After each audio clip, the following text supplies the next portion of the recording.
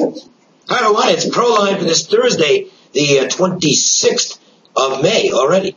And I'm Dave Kogan. John Cranton from Jim Fife Sports is here. We've got the opener of a 4-game series between the White Sox and Blue Jays to break down tonight, and some good offers to tell you about as well. The Dallas Mavericks, they're in. We have one of the finalists in the NBA, as the Mavericks took them a while, but they got going late and took out Oklahoma City. So the Mavericks will wait to see who wins the Miami-Chicago series. It looks like Miami right now as the Heat are up 3-1, but you need to win 4 before you can officially count yourself as winners. And who knows? Stranger things have happened. And before we head to the baseball, let's talk about the basketball for a minute, John, because Jim has a big play on that Game 5 matchup tonight between the Heat and the Bulls. Yeah, Jim has his Eastern Conference TV game of the month going tonight. It's $20, and Jim has been red hot all season on NBA games of the month, a record of 28, 15, and 1 with NBA games of the month. One of the final ones goes tonight. Jim's Conference TV game of the month, $20 right here on this website. All right. I have same offer as I told you about yesterday. We're just doing this through the All-Star break. My attitude on this is that there's nothing wrong with buying single games if that's the way you like to do things. And we definitely have offers of that type on a regular basis. But for those players who are what I consider to be serious players, guys who are really treating this not like a hobby, but as something where they're going to make money, I think consistency is a key. I think you need to go out there and play the value every day and just grind it out. And that's what baseball is. It's a grind. There's no other way to describe it. It's a good grind, though. I certainly like it. There's no question about that. The offer is this. It's simple. It's $99. You're going to get all my action plays as well as my under-the-hat releases, and it's from now through the All-Star break, so there's an ample amount of time for you to put some profits in your pocket, have some fun, build some confidence at the same time. All you need to do is make one phone call. We'll have you set up and ready to go. 1-866-841-1665, the number to call. That's 1-866-841-1665 for the $99 offer. You can also get the free plays on tape every day. That's a toll-free number, 1-888-712-6800. And you can get them via text message as well. You can get Jim's free plays each day via text message, too. For Jim's free plays, you text WINNER, WINNER, to 313131. For my free plays, you text Kogan, COKIN, to 313131. And within seconds, you get back the free play for the day in your cell phone, which is pretty cool. All right, John, let's look at the matchup between the White Sox and Blue Jays. White Sox coming out of a series in Texas that features some close games. And the Blue Jays, they're kind of limping out of Yankee Stadium. They let one get away on Tuesday. They should have won that baseball game. They blew a 4-1 lead, and I thought John Farrell made some poor decisions late in that game that hurt his team. That'll happen sometimes. So they go home and try and get themselves back on the right track. How'd you break this one down? Yeah, you got a battle of fourth-place teams here. Tough week for Toronto on a 3-5 run. White Sox, despite being a fourth-place team, they've actually had a good run these last 3 weeks, 12-6 the last 18 games. If you look at the stats on the White Sox, this is a team that offensively, they're in the middle of the pack in runs scored and on-base percentage, 26 in steals, so, they don't manufacture any runs. What they do have, though, they're 8th in home runs, and that's been the surge to this team lately. They're on a 9-6-1 run over the total, and that kind of explains what happened. Back in April when they were struggling, they started the season 2-7 in one-run games. Since then, the offense has been pretty good. Got an outstanding middle of the order here on the batting order with power. You get Quentin, Ramirez, and Canerco. They've been consistent all season long, leading this powerful attack. But they're kind of an all-or-nothing offense. They really can't manufacture anything, and they are still very good in home runs, despite the fact that Adam Dunn, the newcomer, well, can we say that he is done? Because he pinch hit last night. He's hitting 191. He's not giving them a lot, but still they are producing power with their bats. This team has a losing record, both home and away. Come off that tough trip in Texas, losing 2 out of 3 games. They lost 4-0 and 2-1, so they just didn't have any offense, which was surprising in a small park like that. They couldn't really get the bats going. And in game ones of a series like we're seeing tonight, This team is just 4-10. I've got to believe starting off a series with Ozzie Guillen, he might be flipping out of that clubhouse when they've been playing so poorly in these games. One of the pluses, though, the pitching staff is pretty good. If you count Burley, this team has 6 starters. I wouldn't be surprised if they deal one of these starters for either a leadoff man or a bat before they break. But for this game, Philip Humber goes. Pretty good arm. I mean, he's 3-3 record, but 3.10 ERA. Don't score a lot of runs when he pitches. They're just 2-5 in his last 7 starts, but it's not because of him. 52 innings pitched, just 37 hits. He doesn't walk anybody. One of the pluses for him is that he does take advantage of the big park in Chicago. 2.52 ERA at home, 3.62 ERA on the road. However, notice that team's batting average against this guy, they're 190, both home and away. So he's a pretty good arm for this club.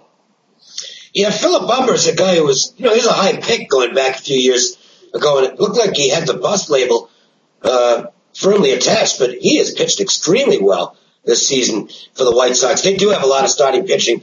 They basically have a 6-man rotation, and I think you're right. I think they do.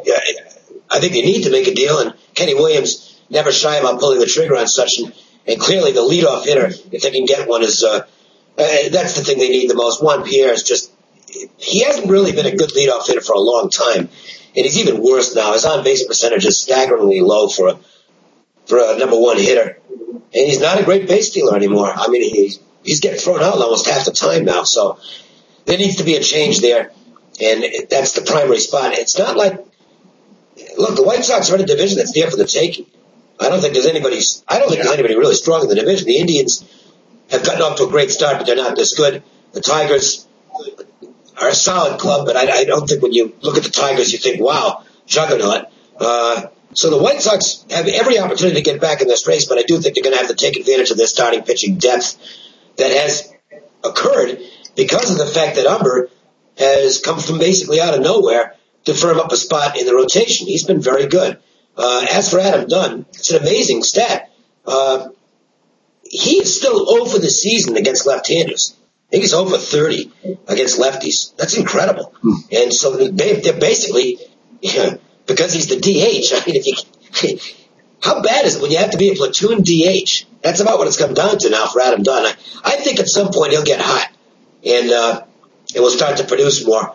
And he still gets a lot of walks when he's in there, so he's it's not like he's a liability to the team as a DH, but you got to hit lefties once in a while.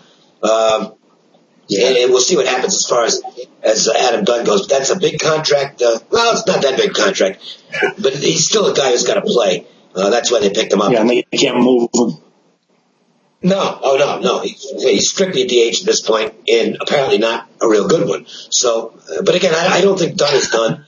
I do think Pierre is approaching that time frame where, because of his particular skill set, he's kind of all done.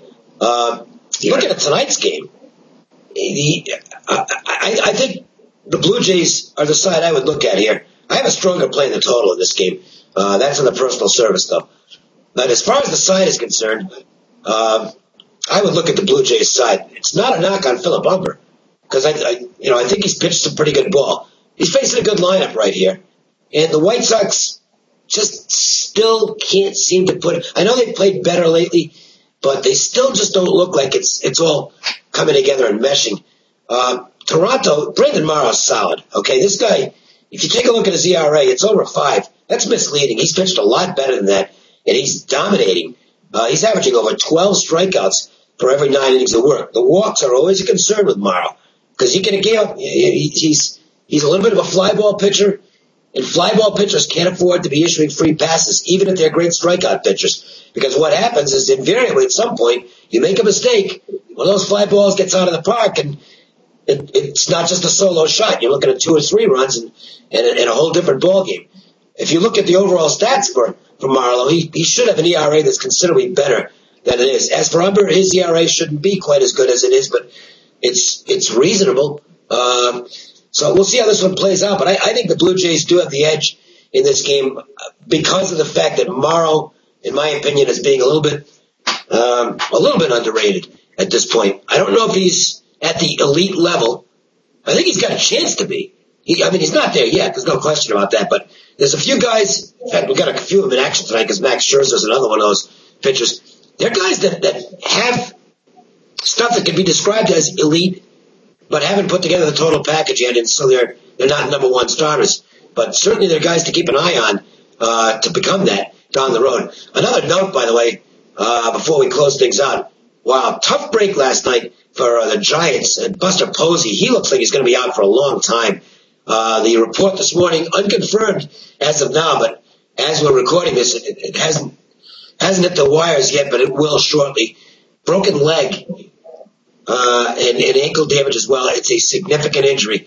That is a shame. And Scott Cousins, I don't want to call it a dirty play, but it looked like to me it was predetermined that he was going to crash into Posey rather than try and find home plate with a slide. Because if you look with a position, as it turns out, he didn't know the ball was going to be where it was.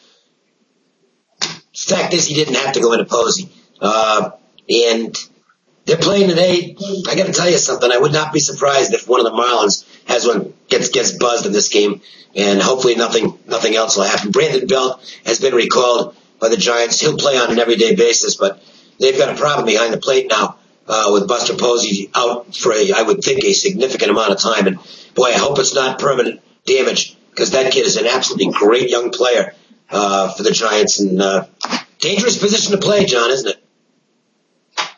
It certainly is. Yeah, it was a terrible thing that happened. I hope there's no beaning to the heads, because one of these days there's going to be something really bad when somebody gets beaned. It hasn't happened for decades and generations, and you hear pitchers talk about it. Oh, well, that's part of the game. Some chin music and sometimes hitting guys, that happens. But I've been fearful for years. One of these days it's going to be really tragic, and suddenly baseball is going to finally step in and say, you know what, you can't do this anymore, because somebody, lost their career or maybe even lost their life, which actually did happen in 1920, but nobody remembers that.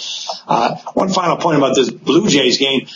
This is a team that's 500 at home, and they're under a first-year manager in John Farrell, and they're on a slump right now, losing 5 of 8. But what is interesting about the Blue Jays is that they have changed strategy a little bit under this guy. The offense is very good, 6th in runs, 8th in on-base percentage, and they're 4th in steals.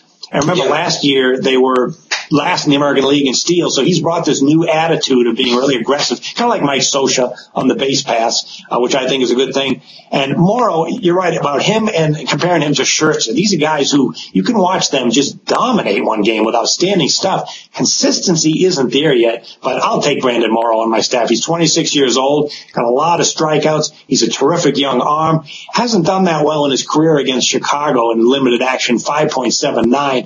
But I would also lead toward Toronto in this game, because the White Sox have just been terrible in this matchup. They're 7-21 the last 28 meetings, and the last 17 at Toronto, they're just 3-14. So I'm not going against that trend. Now, by the way, the Blue Jays, even if they're ahead, one big concern for them, that bullpen stinks. Okay, it's just not reliable. Frankie Francisco, Octavio Dotel, John Roush. I don't know which one you pick as the closer. Pick one and hope for the best. Right now it's Francisco. He's not been good lately. Dotel's 1,000 years old, and I don't know that you can. I really don't know that you can count on him on back-to-back nights. He can still buzz you and get a strikeout. He kind of looks like the best 3-out guy on that team, but again, he can't do it every night. Roush seems more suited to a close-up, a setup role than a closer. Casey Jansen's actually throwing the ball well. Maybe they should give him a look. Zabzinski, left-hander, who's got a good slider. I don't think he's a closer type, and they need a lefty out, so maybe he can't. I don't know. It's difficult. You got to find some combination out there. But the bottom line is that is an area of weakness for the Blue Jays. So no lead safe late with Toronto, but we're both leaning to that side tonight. Okay. Once again, a reminder. My $99 offer takes you through the All-Star break. It's not only my action plays, but you're also going to get my under the hat plays. So lots of selections, and I think you'll be really pleased with the results. Baseball through the All-Star break for $99. 1-866-841-1665, the number to call. And Jim has a very strong call on the basketball game tonight, John.